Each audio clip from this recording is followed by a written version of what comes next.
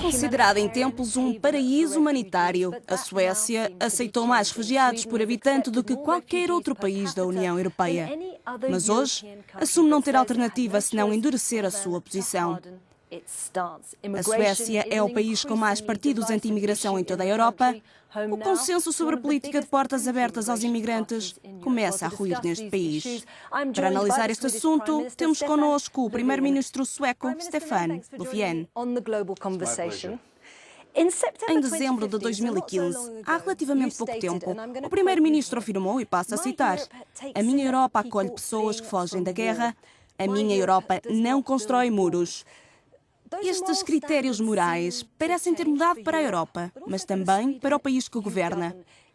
Olhando para trás, arrepende-se de alguma ingenuidade quando preferiu estas palavras? Não.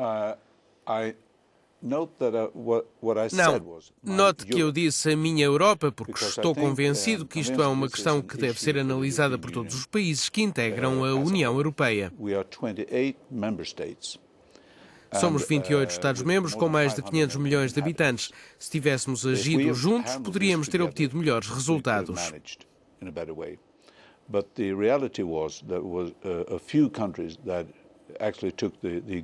Mas a realidade foi que poucos países tomaram essa grande responsabilidade. A Suécia foi o país que recebeu mais refugiados por habitante. A nossa parte foi definitivamente cumprida. Mas a afluência dramática de refugiados fez-nos perceber que não conseguiríamos receber todos, dar-lhes abrigo, um teto que os proteja. Esta questão também afeta o sistema educativo e outras dimensões do sistema.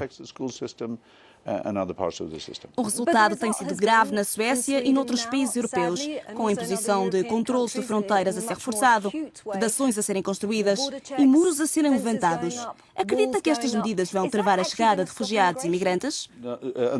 Esse é o resultado, porque não estamos a resolver o problema em conjunto, os 28 Estados-membros. Esse é o efeito e é por esse motivo que devemos levar o debate a nível europeu. Sinceramente, este assunto pode ser resolvido se trabalharmos em conjunto. Esta é uma situação grave. Não vemos uma Europa unida capaz de combater este problema. Qual é, então, o plano B? O plano B é um novo sistema, mas é igualmente importante colocar em discussão o propósito do futuro sistema. Por exemplo, um refugiado que chega à União Europeia não pode escolher o país onde quer viver. Os países devem ter uma responsabilidade partilhada. Portanto, apoia a adoção de cotas obrigatórias. Em certa medida, para compartilhar a responsabilidade de receber refugiados. A técnica, podemos discutir as formas, está disponível para discussão. Pedimos aos seguidores de Euronews na internet para enviarem questões sobre o tema desta entrevista. Recebemos uma pergunta de Lucas Bros. Arrepende-se de ter acolhido tantos refugiados? Que impacto está a ter na população sueca?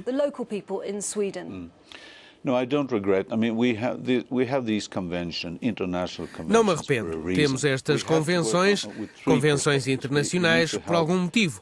Temos de trabalhar em três perspectivas. Temos de trabalhar para resolver o conflito na Síria e a União Europeia pode desempenhar um papel importante nesta questão complexa.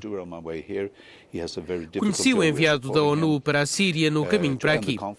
Stefan de Mistura tem um trabalho muito difícil e estamos a apoiá-lo para terminar com o conflito naquele país.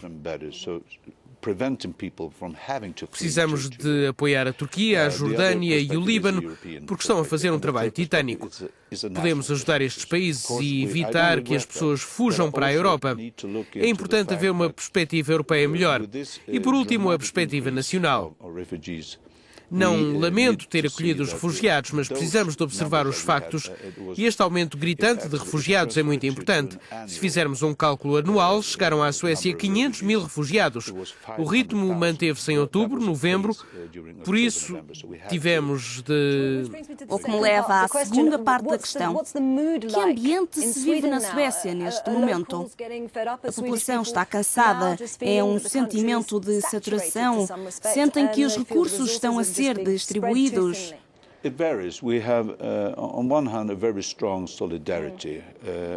As reações são variadas. Por um lado, temos um espírito bastante solidário. Há muitas pessoas a fazer um trabalho fantástico. A nossa sociedade está a fazer um trabalho formidável. Eu próprio constatei. Por outro, há pessoas preocupadas e devemos refletir sobre essa inquietação. Também depende de que parte do país estamos a falar. Algumas comunidades receberam muitos refugiados e entendem o impacto.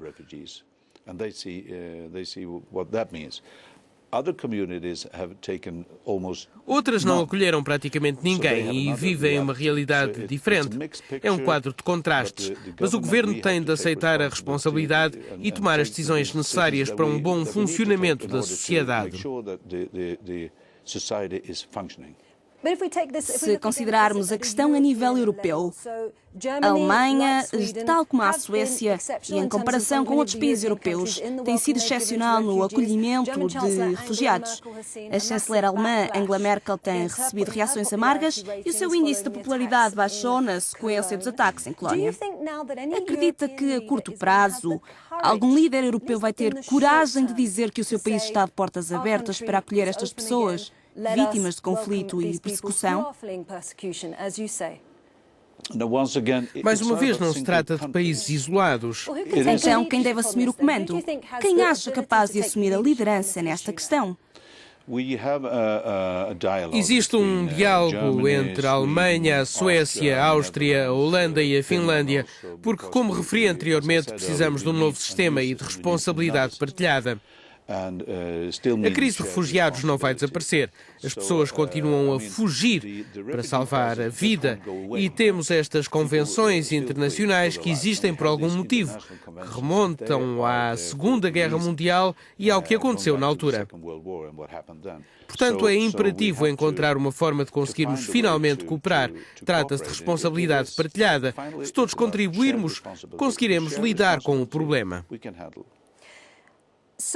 Uma outra questão é esta de André Flames, porque a integração é um assunto óbvio e com grande destaque, sobretudo depois dos ataques em Colónia. Ele pergunta: que medidas vão ser adotadas nos próximos 5 anos de forma a integrar completamente os refugiados da Síria e do Iraque no país de acolhimento?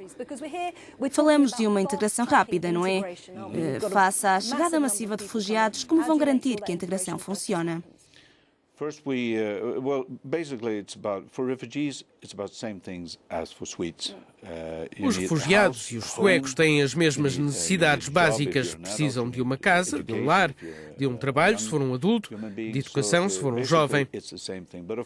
Mas, claro, é preciso um esforço particular para perceber como podemos ajudar estas pessoas que vêm de outro país e dar-lhes uma boa vida na Suécia.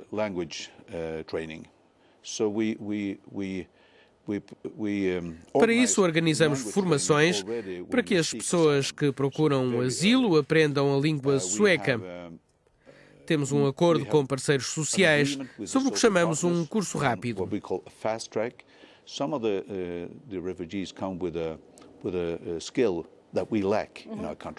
Alguns dos refugiados têm competências que procuramos no país.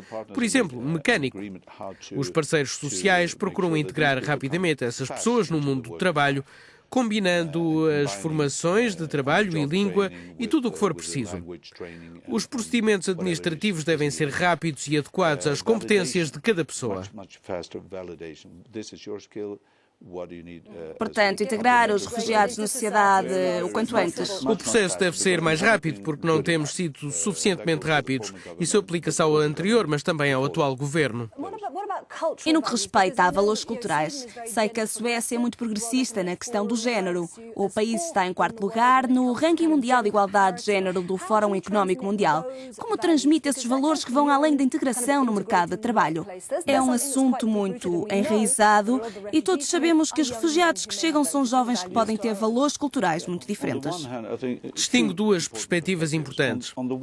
Por um lado, importa defender os valores em que realmente acreditamos. A igualdade de género, a igualdade em termos gerais, também a democracia e todos os princípios básicos que devemos defender.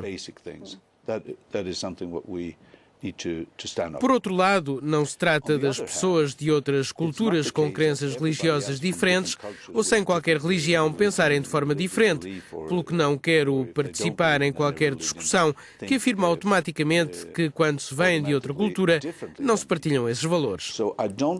Julgo que seria uma discussão perigosa dentro do nosso país. Seriam criadas tensões que não queremos.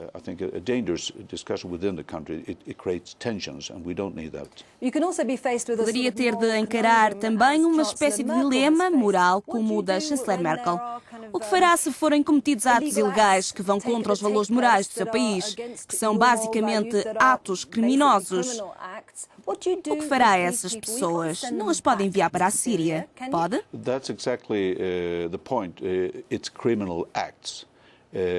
O problema é esse mesmo, são atos criminosos. Tivemos casos de assédio sexual durante muitos anos. Infelizmente, as mulheres suecas têm sido vítimas durante muito tempo. Não é um problema novo com os refugiados.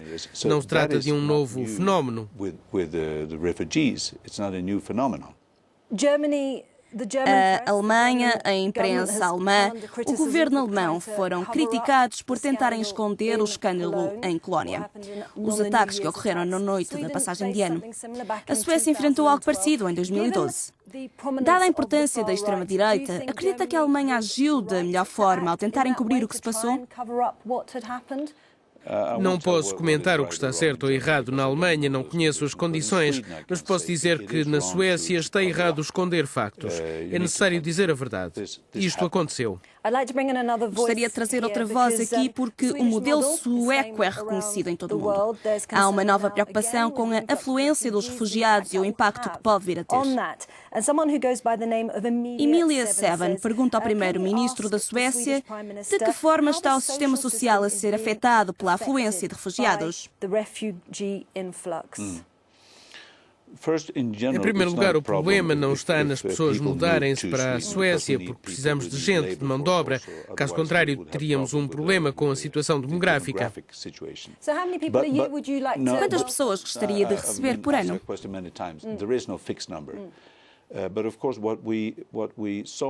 Essa questão já me foi colocada várias vezes. Não existe um número exato. Mas se observarmos o aumento drástico de refugiados este outono, é um problema acompanhar todos os menores que chegam sem pais, por exemplo. Precisam de um cuidado especial. Foi uma situação insustentável para esses jovens. Criamos quase uma centena de novas classes nas escolas todas as semanas. Houve muita tensão no sistema escolar, que estava sob uma enorme pressão. Por esse motivo, o governo tomou a decisão de reduzir o número de pessoas que podem beneficiar de asilo na Suécia, porque o sistema social não foi capaz de fazer frente a esse problema.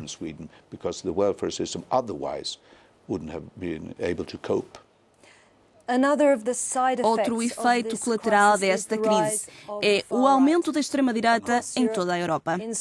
A Suécia tem um dos maiores partidos anti-imigração na Europa. Teremos de aceitar a extrema-direita agora como parte integrante do sistema político europeu e trabalhar com estes partidos? First, I think we need to look into why have they been successful, why have they been growing. Em primeiro lugar, é preciso perceber porque têm tido tanto sucesso, porque é que estes movimentos têm prosperado. Fui sindicalista durante muitos anos, estou convencido de que o principal motivo é o medo. As pessoas estão preocupadas com o futuro, numa altura em que se vê um mercado de trabalho muito inseguro, em que as pessoas se questionam se vão continuar a ter trabalho na semana seguinte, com todo o impacto que isso coloca à economia.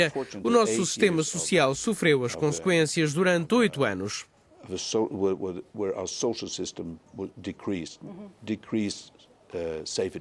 Tudo isto criou espaço para soluções simplistas, como se os refugiados e imigrantes não estivessem cá, a situação estaria melhor, o que não é verdade. O nosso foco neste momento é proporcionar trabalho às pessoas. É importante para os indivíduos, mas também para a sociedade. É igualmente importante assegurar que as pessoas sem trabalho sejam apoiadas, recebam mais formação, de forma a encontrar um novo emprego. A crise dos refugiados afeta diferentes partes da sociedade. Também na Europa, o tema de Schengen tem sido um problema massivo. Quais são os riscos que Schengen está a criar na segurança europeia? Teremos de reavaliar o espaço Schengen? Precisamos de ter a certeza de que controlamos as fronteiras, caso contrário, Schengen... As fronteiras exteriores. Precisamente, as fronteiras exteriores. Caso contrário, Schengen está ameaçado, porque foi construído sobre o facto de que podemos controlar as fronteiras externas. Podemos.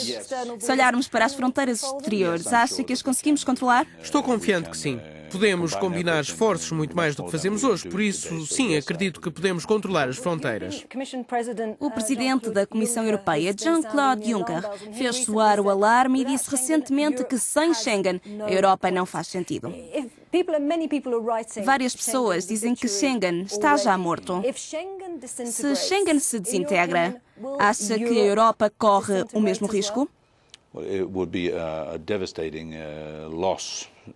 Será uma perda enorme se o espaço Schengen não sobreviver, sendo um dos pilares principais da Europa. Vai ser devastador para os negócios e para qualquer indivíduo.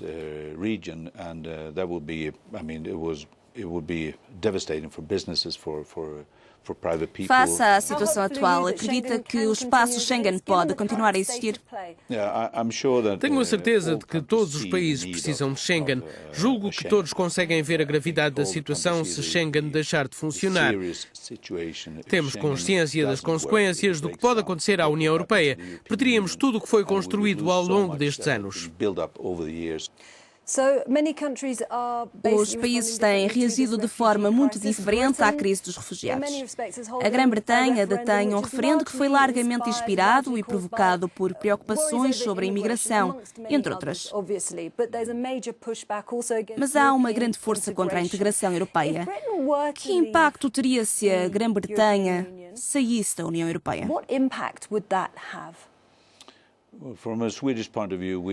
A Suécia deixou claro que é importante que a Grã-Bretanha continue na União Europeia. Seria uma perda enorme a Grã-Bretanha sair, mas também seria mau para a Europa, pois é um membro importante da União Europeia. Muitos dizem que a saída da Grã-Bretanha poderia ser o começo de um efeito dominó. É difícil dizer, mas não seria um bom sinal o país sair, parece claro. Espero, por isso, que consigamos negociar um acordo equilibrado entre as reivindicações da Grã-Bretanha, por um lado, e os princípios fundamentais da União Europeia, por outro.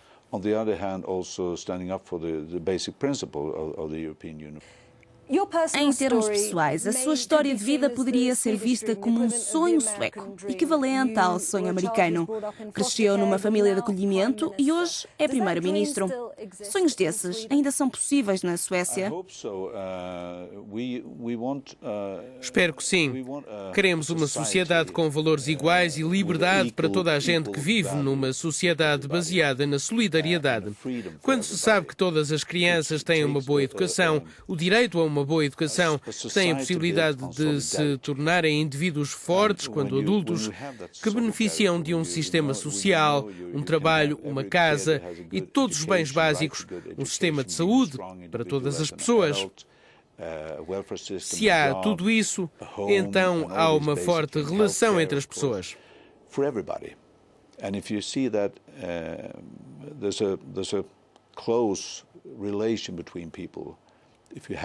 Estou convencido disso. Todos devem ser capazes de viver os seus sonhos e acredito que construir uma sociedade forte, com segurança e proteção, incluindo a segurança social, trará esperança a cada vez mais pessoas que cresceram no meio pobre ou cujos pais não receberam uma boa educação. Dar a essas pessoas a oportunidade de desenvolver competências e realizar os seus sonhos. Finalmente, uma última questão à qual já respondeu parcialmente. Hazel Michelle Chandra pergunta: qual é o segredo para um país ter sucesso? Gostaria que resumisse a resposta num ponto. Um ponto importante é assegurar que a sociedade é construída para todos. É uma sociedade inclusiva, onde qualquer pessoa pode sentir que é livre, se sente segura nesse país, tem um futuro brilhante. A possibilidade de um futuro brilhante, que pode dizer isto, depende de mim, tenho que fazer a minha parte. Sei que tenho esta possibilidade. Prime Minister, many thanks for having been with us. Thank you.